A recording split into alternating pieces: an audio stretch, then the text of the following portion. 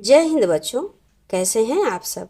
आशा करती हूँ आप सब बहुत स्वस्थ होंगे और मन लगा के पढ़ाई कर रहे होंगे।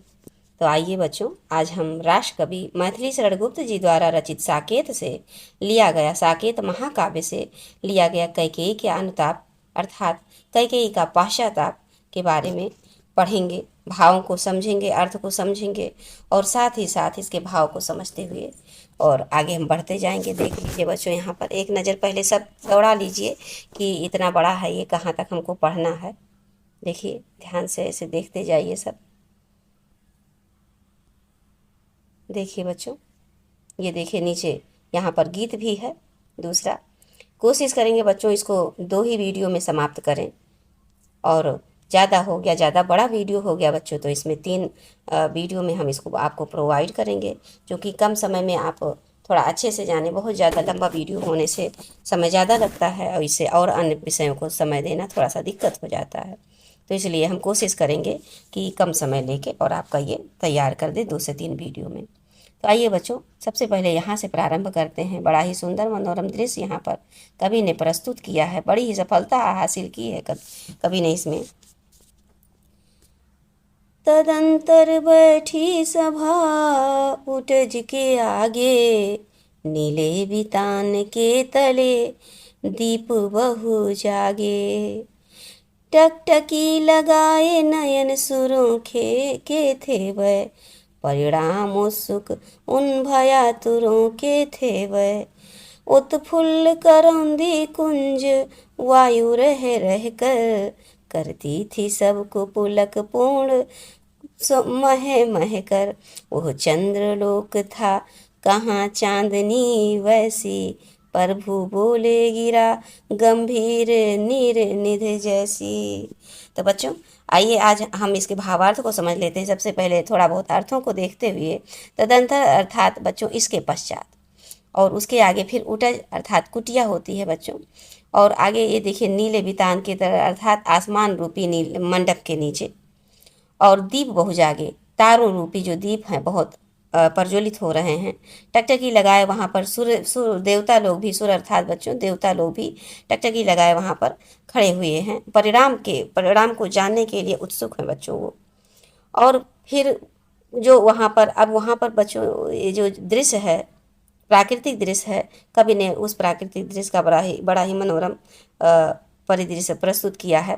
कह रहे हैं कि उत्फुल्ल जो करौंदी जो आनंदित है, कैसी है करौंदी का जो बगीचा है, बड़ा ही आनंदित है। वहाँ पर जो सभा बैठी हुई है उसको देख के मानो कितनी आनंदित है। और वहाँ से वायु जो रह रह कर सबको क्या कर रही है, पुलक पूर्ण आनंदित कर रही है, सबको प्रसन्न कर रही है अपनी सुगंधित हवा से, पूर्ण मह मह कर।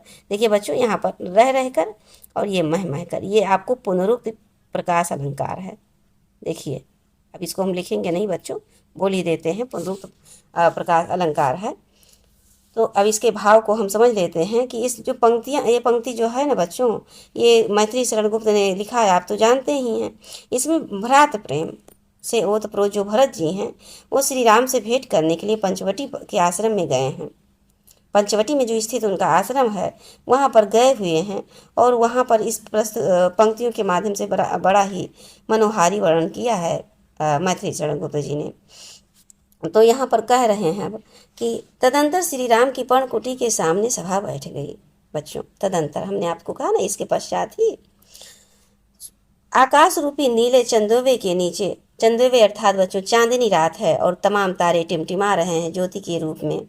तो चंदोवे के नीचे बड़ी संख्या में जो तारों रूपी जो दीपक जल उठे हैं, और वहाँ सभी देवतागण भी आसमान में विराज गए हैं अर्थात आ गए हैं, और एकटक दृष्टि अपना जमाए हुए देख रहे हैं देवगणों को। क्योंकि बच्चों भयातुर क्यों हैं, क्योंकि देवगणों को भरत जी भी बहुत प्रिय हैं, और वो सभी देवता परिणाम को जानने के लिए बड़ा उत्सुक हैं। उनको डर है, भयभीत हैं कि कहीं भरत जी के आगमन पर श्री राम जी कुछ अन्यथा समझकर कोई कठोर निर्णय ना ले ले। इससे आगे इतिहास में क्या होगा बच्चों की भरत के साथ जो वो निश्चल मानवता है उनके अंदर, और उनके अंदर जो निश्चल प्रेम है उसके साथ बड़ा अन्याय हो जाएगा। और यही सोचकर देवता भयभीत होकर व्याकुल हो रहे हैं, और कि कहीं कोई कुछ गलतफहमी में कुछ अन्यायपूर्ण निर्णय ना हो जाए बच्चों। तो इसके भाव को आप समझ लिए होंगे। आपको धैर्यपूर्वक इसको सुनना होगा, क्योंकि वीडियो थोड़ा लंबा होगा और आप सुनते रहेंगे। थोड़ा सा स्पीड बढ़ा के सुन लीजिएगा और 2 से 3 बार इसको बीच बीच में सुन लीजिएगा बच्चों।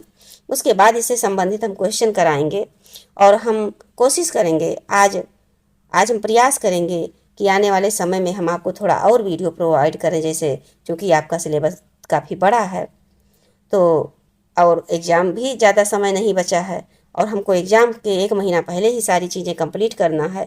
तो हम कोशिश करेंगे बच्चों कि आपको गद्य से भी संबंधित चीज़ें समझा कर और उससे संबंधित क्वेश्चन कराते चलें, जिससे आपका सिलेबस जल्दी समय से पहले कंप्लीट हो जाए। तो आइए बच्चों, अब हम नेक्स्ट पंक्ति पे चलते हैं। अब श्री राम जी बोल रहे हैं बच्चों। हे भरत भद्र अब कहो अभीप्सित अपना, सब सजग हो गए भंग हुआ ज्यों सपना। हे भरत भद्र अब कहो अभीप्सित अपना। अब आगे बच्चों इतना कहते ही, श्री राम जी के इतना बोलते ही, अब देखिए आगे भरत जी सब क्या क्या कह रहे हैं। हे आर्य रहा क्या भरत अभीप्सित अब भी, मिल गया अकंटक राज उसे जब तब भी। पाया तुमने तरुतले अरण्य बसेरा, रह गया अभीप्सित शेष तदपि क्या मेरा। तन तड़प तड़प कर तप्त त्याग तात ने त्यागा, क्या रहा अभीप्सित और तथापि अभागा। हा इसी अयस के हेतु जनन था मेरा, निज जननी के ही हाथ हनन था मेरा। अब कौन अभीप्सित और कार्य आर्य वो किसका, संसार नष्ट है भ्रष्ट हुआ घर जिसका। मोस्ट इम्पॉर्टेंट ये लाइन है बच्चों। संसार नष्ट है भ्रष्ट हुआ घर जिसका, मुझसे मैंने ही आज स्वयं मुँह फेरा। हे आर्य बता दो तुम्ही अभीप्सित मेरा। आगे कह रहे हैं बच्चों, प्रभु ने, अब देखिए बच्चों, श्री राम जी इतना, भरत जी के इतना कहने के बाद श्री राम जी क्या कर रहे हैं। प्रभु ने भाई को पकड़ हृदय पर खींचा, रोदन जल से सविनोद उन्हें फिर सींचा। उनके आशय की था मिलेगी किसको, जन कर जननी ही जान न पाई जिसको। ये वाक्य बच्चों वो माता कैकेयी को संबोधित करते हुए कह रहे हैं कि ये देखिए, अब आइए इसके भाव को हम लोग समझा जाए। बड़ा ही मार्मिक दृश्य यहाँ पर कवि ने प्रस्तुत किया है। भाई भाई का प्रेम कितना सुंदर रूप से दर्शाया है बच्चों। इसकी कल्पना किस तरह उन्होंने की होगी। मैथिली शरण गुप्त जी इस प्रकार महान कवि लेखकों और कवियों में आते हैं। आइए बच्चों, इसको अब श्री राम जी कहते हैं, इतना जो परिदृश्य आपको पहले हमने बताया उसके बाद अब श्री राम जी बोलना प्रारंभ करते हैं। हे भाई भरत अब कहो आपकी अभिलाषा क्या है। अब क्या तुम्हारी अभिलाषा है, क्या तुम्हारी इच्छा है। इतना वाक्य निकलते ही, श्री राम जी की इतना वाक्य निकलते ही वहाँ पर जो सभा में सब बैठे हुए थे सजग हो गए, मानो सबका कोई स्वप्न देख रहे हो और भंग हो गया हो।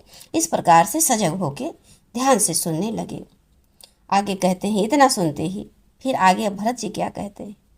हे आर्य रहा क्या भरत अभीप्सित अभी। हे यार, क्या भरत के पास अभी भी कोई अभिलाषा बची है। मिल गया अकंटक राज उसे जब तब भी, जब मुझे बिना बाधा का अकंटक राज, अकंटक अर्थात बिना बाधा का राज मिल चुका है भैया।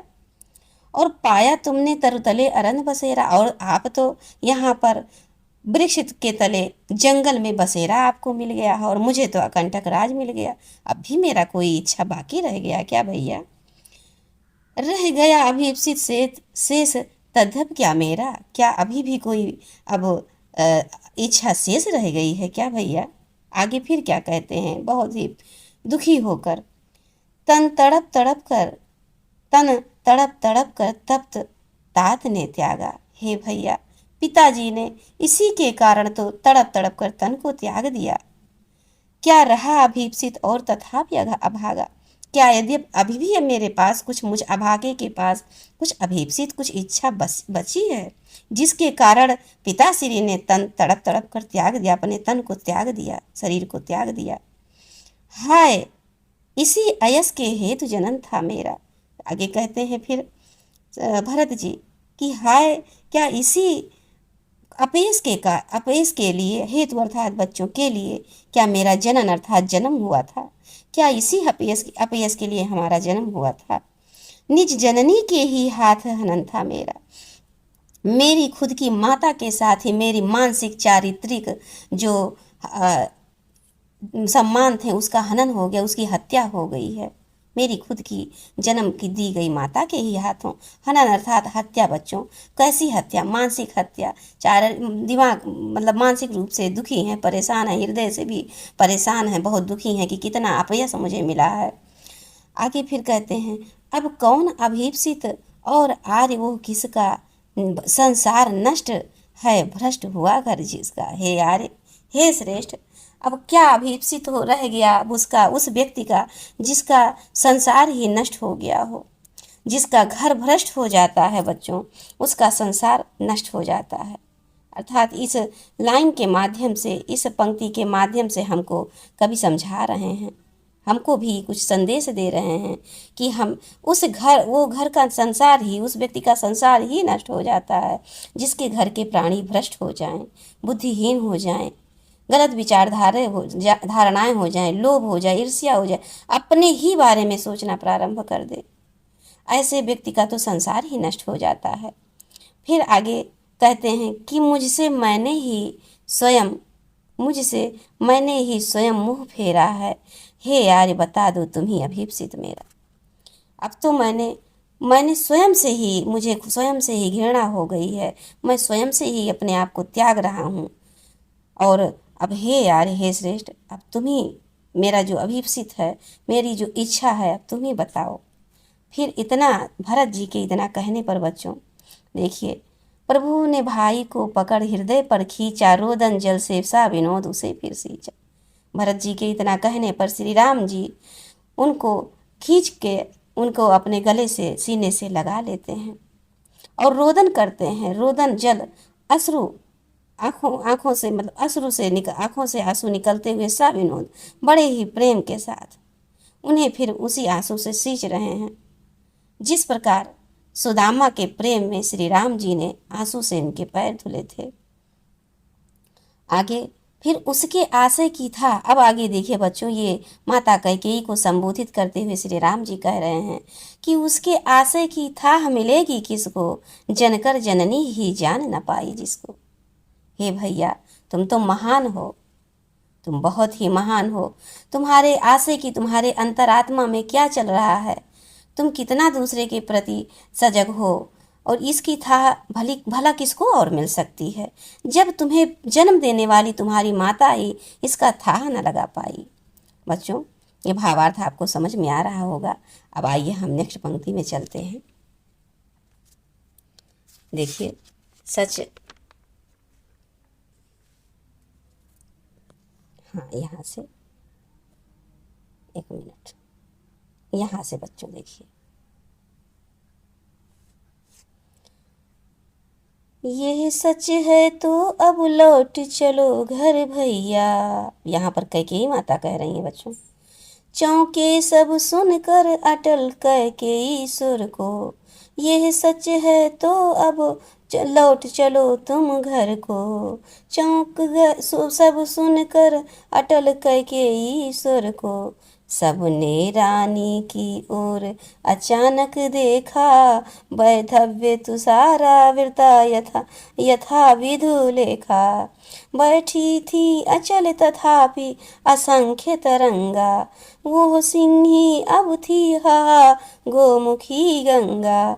हाँ जन कर भी मैंने ना भरत को जाना, सब सुन ले तुमने स्वयं अभी यह माना।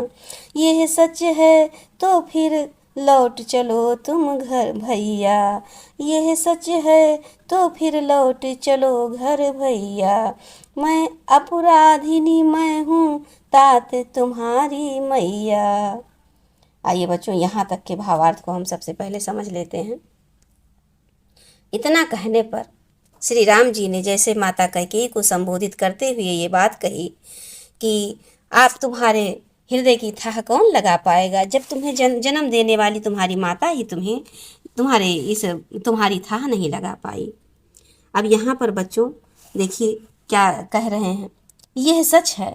कैकेयी माता कह रही हैं कि यदि यह सच है हे श्री राम, हे राम, अगर यह सच है तुम अब घर को लौट चलो, अब घर चलो। ये इतना सुनते ही, इस वाक्य को सुनते ही वहाँ पर जो सभा में बैठे थे सब चौंक गए।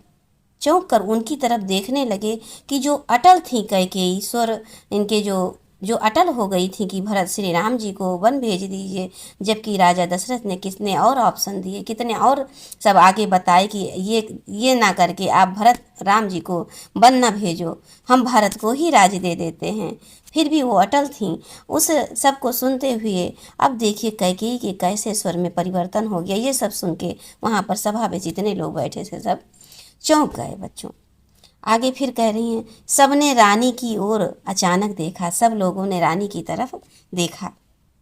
और फिर देखिए क्या है बच्चों, कैकेयी की दृढ़ स्वर को जब सुनकर सब लोग चौंक उठे तो अचानक कैकेयी माता कैकेयी के ओर सब लोगों ने देखा। और उस समय देखिए बच्चों, उस समय वैधव्य तुषारा विरता यथा विधु लेखा। बच्चों उस समय जो विधवा के वेश में वो सफ़ेद वस्त्र धारण की हुई थी, वैधव्य सफ़ेद वस्त्र, तुषाराविरता अर्थात जो सफ़ेद वस्त्र वो धारण की हुई थी मानो कोहरे के समान, अर्थात तुषार के समान चांदनी से वो ढकी हूँ। तुषार से मतलब कोहरे से ढकी चांदनी की तरह वो दिख रही थी। आगे यद्यपि कैकेयी निश्चल और स्थिर बैठी हुई थी। आगे बच्चों देखिए ये पंक्ति कि बैठी थी अचल तथापि असंख्य तरंगा। यद्यपि वो सब लोगों ने जब उनकी तरफ देखा तो यद्यपि वो देखने में तो बड़ी ही अचल स्थिर बैठी हुई थी, जैसे एकदम साधारण से बैठी हुई थी, लेकिन उनके जो हृदय है ना बच्चों, उनका जो मन है उसमें अनेक प्रकार की भावें जो हैं लहरें उठ रही थी, भावों की लहरें उठ रही थी उनके मन में। असंख्य तरंगा अर्थात अनेक प्रकार की भाव की तरंगे उठ रही थी। अब आगे देखिए बच्चों, वो सिंही अब थी हाहा गोमुखी गंगा। कह रहे हैं कि जो सिंहनी के जैसा रूप धारण करने वाली वो कैकेयी अब देखो आज गोमुखी गंगा के समान शांत, शीतल और पवित्र हो उठी हैं।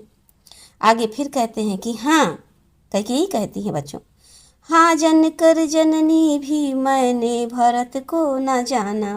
कह रही हैं कि हाँ जनकर भी मैंने ना भरत को जाना, और सब सुन ले ये तुमने स्वयं आज ये माना है। आगे कह रही कि कैकेयी ने राम से कह रही हैं बच्चों कि यह सत्य है कि मैं भरत को जन्म देकर भी उसे पहचान न सकी।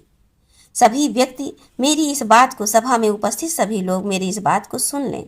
राम ने भी इसी बात को स्वयं अभी अभी स्वीकार किया है। तो आगे फिर कहती हैं कि यह सच है तो फिर लौट चलो घर भैया, और अपराधीन मैं हूँ तात तुम्हारी मैया। आगे कहती हैं बच्चों कि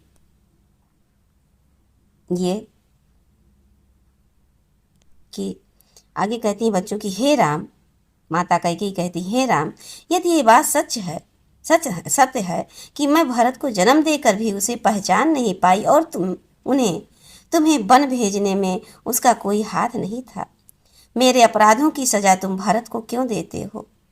तुम्हें वन भेजने में वास्तविक तो अपराधिनी मैं हूँ, तुम्हारी माता, इसीलिए दंड की भागी भी मैं ही हूँ। हे राम, इसीलिए तुम मुझे चाहो तो दंड दे दो, किंतु घर को लौट चलो। यदि तुम ऐसा नहीं करोगे तो ये जो तुम्हारा भाई भरत है ना, ये दंड स्वरूप ही रहेगा, भरत के लिए तो दंड स्वरूप ही रहेगा। फिर यह कौन सा न्याय है कि अपराध मैं करूं, अपराध कोई करे और उसका दंड कोई और भोगे।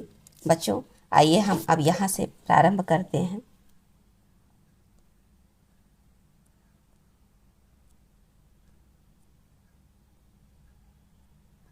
देखिए बच्चों, यहाँ से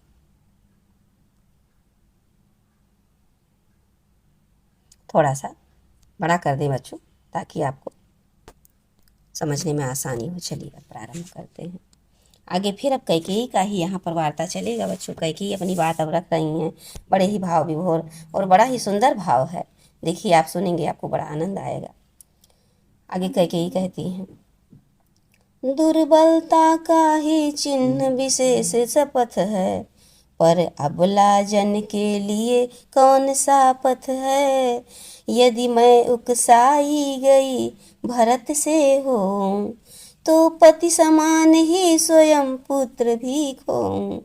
ठहरो मत रोको मुझे, कहूँ सो सुन लो, पाओ यदि उसमें सार उसे सब चुन लो। करके पहाड़ सा पाप मौन रह जाऊं, राई भर भी अनुताप न करने पाऊं। थी संछत्र शशि निशा ओस टपकाती, होती थी नीरव सभा हृदय थपकाती। उल्कासी रानी दिशा दीप्त करती थी, सब में भय विस्मय और खेद भरती थी। क्या कर सकती थी मरी मंथरा दासी, मेरा ही मन न रहा निज विश्वासी। बच्चों, आइए हम इसके भाव को समझते हैं। बड़ा ही सुंदर भाव है। आइए यहाँ से यहाँ तक पहले समझ लेते हैं। यहाँ पर कैकेयी कहती हैं कि चूंकि शपथ लेना, बच्चों शपथ लेना, चूंकि शपथ लेना नारी की दुर्बलता है। शपथ लेना बच्चों नारी की दुर्बलता है। फिर भी मुझ जैसी अबला नारी के पास बच्चों इसके सिवा और कौन सा रास्ता है। पथ अर्थात रास्ता, और दूसरा कौन सा रास्ता है।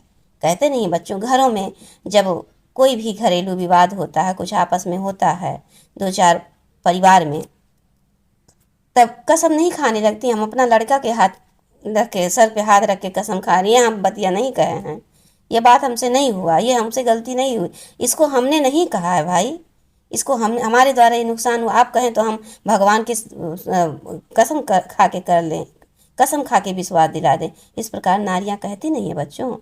तो वही यहाँ माता कैकेयी कह रही हैं कि दुर्बलता का चिन्ह है शपथ खाना, कसम खाना, ये तो दुर्बलता का चिन्ह है।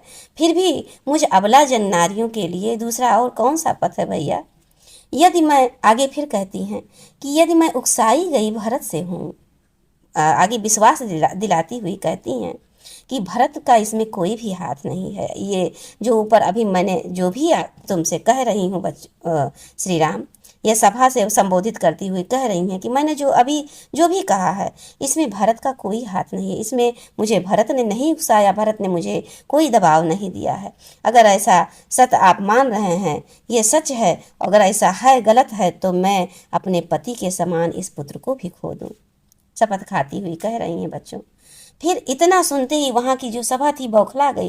अरे रुकिए रुकिए, आप क्या कह रही हैं, कैसे बोल रही हैं, ये आपको ऐसा नहीं बोलना चाहिए। तब माता कैकेयी फिर क्या कहती हैं, ठहरो, रुको, मत रोको मुझे अब मत रोको, मुझे कह लेने दो। मैं जो कह रही हूँ मुझे अब कह लेने दो, मुझे मत रोको, मत मुझे चुप मत करो। कहूँ सो सुन लो, जो कह रही हूँ सुन लो, और पाओ यदि उसमें सार, तो उसे सब चुन लो। आगे कहती हैं कि रोको मुझे मत और मुझे कह लेने दो, और उसमें कुछ सार हो तो उसे आप ग्रहण कर लीजिए। कोई भी सार हो उसमें तो आप उसे ग्रहण कर लीजिए, अन्यथा मत ग्रहण कीजिए, मत मानिए। पर अभी मुझे आप सब रोकिए मत। फिर अब मेरे लिए यह संभव नहीं है कि आगे क्या कहती हैं बच्चों कि करके पहाड़ सा पाप मौन रह जाऊं, राई भर भी अनुताप न करने पाऊं। आगे कहती हैं कि मैं पहाड़ सा पाप करके भी चुप रह जाऊं और राई जैसा छोटा पश्चाताप भी न कर सकूं। तो इसलिए मुझे अब कहने दीजिए, बोलने दीजिए। आगे कहती हैं, जिस क्षण कैकेयी अपने द्वारा किए गए दुष्टता, अपनी गलती के कृत्य का पश्चाताप कर रही थी बच्चों, उस समय तारों से जड़ी हुई चांदनी ओस कणों के जो रूप है आंसू के रूप में वहाँ पर वर्षा कर रहे थे। देखिए यहाँ पर कह रही हैं कि सन छत्र शशि निशा ओस टपकाती। तारों रूपी जो आसमान में जो ओस आंसुओं के रूप में वो वर्षा कर रही हैं। आगे फिर कहती हैं कि रोती थी नीरो शांत, नीरो अर्थात शांत जो सभा थी, हृदय को अपने थपकाती हुई, हृदय को पीटती हुई वो भी पूरी सभा रो रही है। आगे फिर बच्चों कह रही हैं, ये देखिए, उल्कासी रानी दिशा दीप्त करती थी, सब में भय विस्मय और खेद भरती थी। अब देखिए बच्चों आगे कह रही हैं रानी, वो सभा लेखक कह रहे हैं कि जिस रानी ने उल्कापात करके अयोध्या के समाज को नष्ट कर दिया, अर्थात अपने घर के को खंड खंड कर दिया, वही रानी आज देखिए अंधकार में सर्वत्र प्रकाश बिखेर रही हैं। बच्चों देखिए विस्मय, ये दीप्त दिशा अर्थात चारों तरफ दिशा में दीप्त प्रकाशित कर रही हैं, रोशनी प्रकाशित कर रही हैं। उल्कासी जो थी, उल्का से टूटते हुए तारों के समान जैसे टूट पड़ी थी उस समय अयोध्या में और सब कुछ छिन्न भिन्न हो गया, वही रानी देखिए आज चारों तरफ बड़ा ही क्या कहते हैं अंधकार को मिटाकर सर्वत्र प्रकाश बिखेर रही हैं। आगे कह रही हैं कि सब में भय विस्मय और खेद भरती हैं। और वो अपने जो पश्चाताप से उपस्थित जो जन समुदाय है वहाँ पर सभा है, उसमें क्या है बच्चों, भय विस्मय, ये देखिए भय विस्मय और खेद अर्थात दुख के भाव को एक साथ सब में भर रही हैं। फिर आगे बच्चों देखिए क्या कह रही हैं, ये क्या कर सकती थी। आगे फिर कह रही हैं बच्चों कि क्या कर सकती थी मंथरा दासी, मंथरा क्या कर सकती थी, मेरा ही मन रह सका ना निज विश्वासी। मंथरा तो एक दासी थी, सामान्य सी दासी थी, वो हमारा एक साधारण सी दासी थी मंथरा। वो बेचारी हमारा क्या बिगाड़ सकती, हमारे मन मस्तिष्क को वो क्यों बदल सकती थी, उसमें कहाँ इतना बल सामर्थ्य था। मेरा ही वास्तव सच तो ये है हे पुत्र, हे सभागढ़, सच तो ये है कि मेरा स्वयं का ही मन अविश्वासी हो गया था। मेरा तुम्हारे ऊपर से विश्वास उठ गया था। मुझे लगा था तुम मेरे बच्चे को, भरत को अच्छे से व्यवहार नहीं करोगे, उसका अच्छा अधिकार नहीं मिल पाएगा। मैं स्वयं ही गलत हो गई थी। अर्थात बच्चों अब आइए इससे हम समझ लेते हैं कि हमें क्या संदेश मिलता है।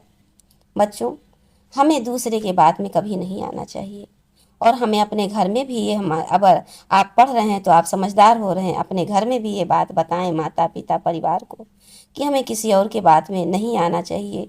सुने सबका लेकिन तर्क करें, अपनी बुद्धि का प्रयोग करें, अपनी अंतरात्मा पे हाथ रख के सोचें क्या ये सही है, क्या मेरे लिए मेरे घर में ही कोई गलत कर सकता है, क्या जो मुझसे कह रहा है वो मेरे परिवार के बारे में मुझसे ज़्यादा जानता है।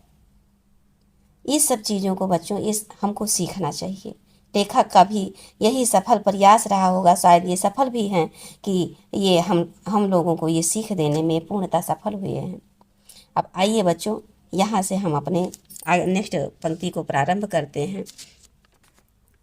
और देखिए जल पंजर, यहाँ पर देखिए, एक मिनट बच्चों, जल पंजर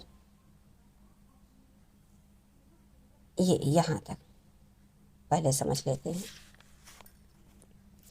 आइए अब इसको भाव में उतरते हैं। पहले जल पंजर गत अब अरे अधीरे अभागे, वह ज्वलित भाव थे स्वयं तुझी में जागे, पर था केवल क्या ज्वलित भाव ही मन में, क्या शेष बचा था कुछ और इस मन में, कुछ मूल्य नहीं वात्सल्य मात्र क्या तेरा, पर आज अन्य सा हुआ वश भी मेरा, थूके मुझ पर त्रैलोक के भले ही थूके, जो कोई जो कह सके कहे क्यों चूके, छीने ना मात्र पद किंतु भरत का मुझसे, हे राम दुहाई करूं और क्या तुझसे। बच्चों यहाँ पर भाव समझिए, माता के भाव को यहाँ पर प्रस्तुत किया है लेखक ने बड़े ही बुद्धिमत्ता से। कह रही हैं, अब ये स्वयं से ही कह रही हैं, अपने हृदय से ही संबोधित करती हो कह रही हैं कि हे मेरे मन, क्या तेरे अंदर जल पंजरगत अब अरे अधीर अभागे, क्या तेरे अंदर ये शरीर मन के भीतर अर्थात बच्चों ये जल पंजर जो है आग लगाने वाले भाव, कह रहे हैं कि हे मेरे मन, क्या तेरे भीतर ये आग लगाने वाले भाव ही अंदर जगे थे? इसलिए शरीर की ठठरी के भीतर जलने वाली आग में अब तू स्वयं जल, खुद को बदुआ देती हैं, खुद को कोसती हैं, अब तू स्वयं जल। फिर आगे कहती हैं, इसके तुरंत बाद ही कैकेयी फिर प्रश्न कर रही हैं। देखिए बच्चों, क्या ये देखिए फिर प्रश्न कर रही हैं कि क्या उस क्षण मेरे मन में ईर्ष्या का ही भाव था? क्या मेरे मन में उस समय ईर्ष्या का ही भाव भरा हुआ था और कोई भाव नहीं था? और उस भाव का कोई वैल्यू नहीं है, कोई महत्व नहीं है। कह रही हैं कि मेरे हृदय में अन्य कोई भाव विद्यमान नहीं था क्या? माता कैकेयी कह रही हैं, क्या पुत्र के प्रति मेरे मन में जो वात्सल्य भाव, बच्चों देखिए यहाँ पर वात्सल्य भाव जो है ये माता और पुत्र के प्रेम को दर्शाता है। वात्सल्य रस, जिस प्रकार भक्ति रस भगवान और भक्त के बीच का है, उसी प्रकार माता और पुत्र के बीच में वात्सल्य रस का भाव आता है। तो क्या वात्सल्य रस हमारे अंदर, माता पुत्र के प्रति हमारे अंदर कोई भाव नहीं था? और क्या उसका कोई मूल्य नहीं है? किंतु हे दुर्भाग्य, वही मेरा पुत्र आज मुझसे पराया सा हो गया है। ये तो मेरा दुर्भाग्य है कि जिस पुत्र के लिए मैंने तुम्हें वन भेजा, वही पुत्र आज हमारा पराया हो गया है। कैकेयी अपने कृत्य पर पश्चाताप करती हुई कहती हैं कि भले ही तीनों लोग, कहती हैं कि थूके मुझ पर त्रैलोक भले ही थूके, किंतु जो कोई जो कह सके कहे क्यों चूके। कहती हैं कि त्रैलोक भले ही मुझ पर थूके, जिसको जो कहना है वो कहे, क्यों चूकेगा।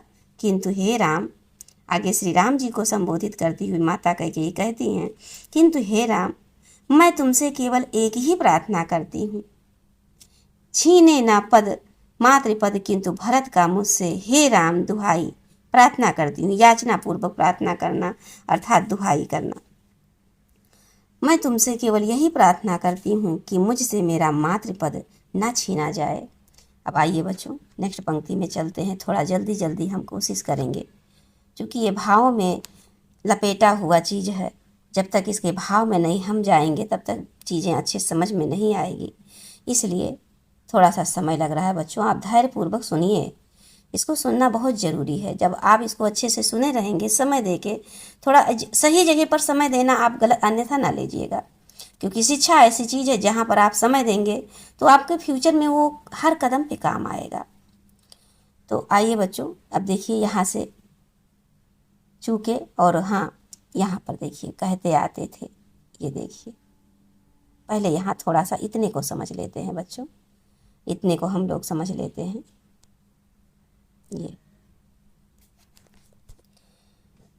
कहते आते थे यही अभी नर देही, माता न कुमाता पुत्र कुपुत्र भले ही, अब कहें सभी ये हाय विरुद्ध विधाता, है पुत्र पुत्र ही और रहे कुमाता माता, और रहे कुमाता माता।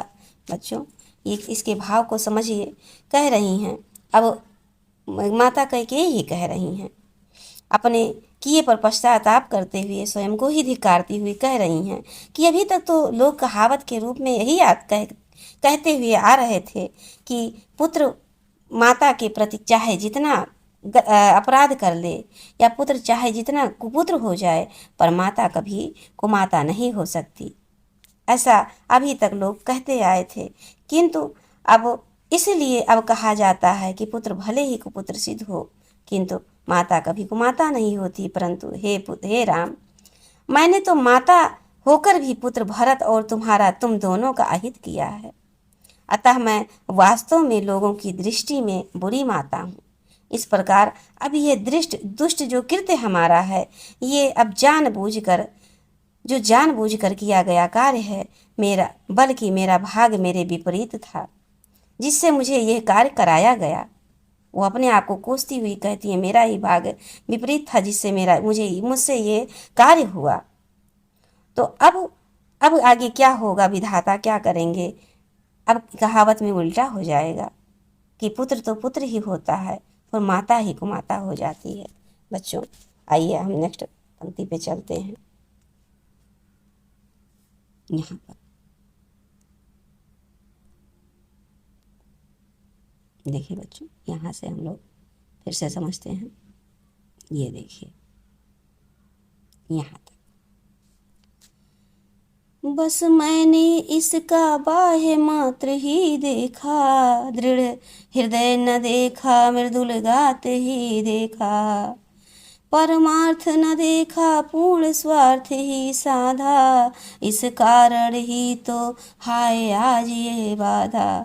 युग युग तक चलती रहे कठोर कहानी, रघुकुल में भी थी एक अभागिन रानी, निज जन्म जन्म में सुने जीव यह मेरा, धिक्कार उसे था महास्वार्थ ने घेरा, धिक्कार उसे था महास्वार्थ ने घेरा।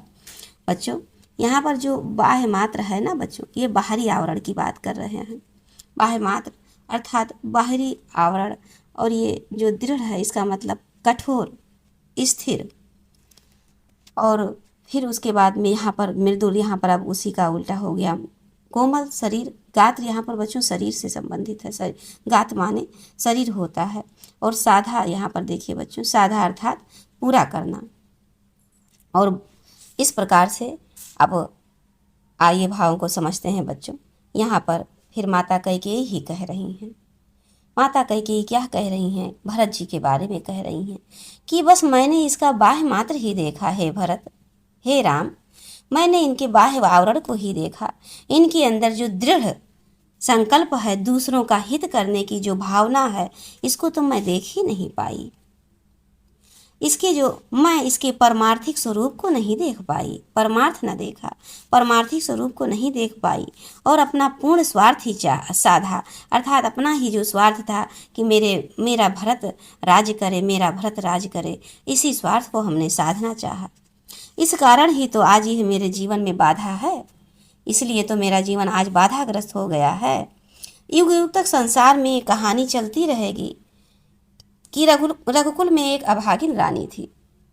बच्चों ये माता कैकेयी कह रही हैं कि युगों युगों तक ये कहानी चलती रहेगी कि रघुकुल में भी एक अभागिन रानी थी, और निज मेरा स्वयं का जन्म, मैं स्वयं जन्म जन्मों तक ये जो मेरा जीव है, मेरा आत्मा है, यही बात सुनता रहेगा जन्म जन्मांतर तक। बच्चों जन्म जन्म अर्थात जन्म जन्मांतर तक अब मेरी आत्मा यही सुनेगी कि धिक्कार है उस रानी कैकेयी को जिसको महास्वार्थ ने घेर लिया था। बच्चों अब हमने इसको समाप्त कर लिया है, और चूंकि वीडियो बहुत बड़ा हो रहा है बच्चों, तो आइए अब हम नेक्स्ट वीडियो में फिर मिलते हैं।